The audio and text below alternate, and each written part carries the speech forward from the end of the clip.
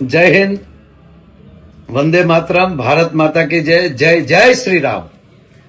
આજ કહેતા ગૌરવ થાય કે થોડાક દિવસ પહેલા આપણે અફસોસ કરતા હતા, પણ આજે જે પહેલગામની અંદર જે મારી માતાઓના, મારા ભારતની દીકરીઓના સિંદૂર ભૂષાણા હતા, એનો બદલો આપણા વડાપ્રધાન શ્રી નરેન્દ્રભાઈ મોદીનો આ નિર્ણય, એનો ખૂબ ખૂબ ધન્યવાદ આપું છું. અને મારા આર્મીના યુવાનો, મિલિટરીના યુવાનોને ખૂબ ખૂબ ધન્યવાદ આપું છું, કારણ કે ઓપરેશન સિંદૂર જે સફળ રહ્યું અને જ્યાં જ્યાં આતંકીઓના પડાવ હતા એને ગોતી ગોતીને આજે મારા આર્મીના યુવાનોએ એને ઠાર કર્યા છે.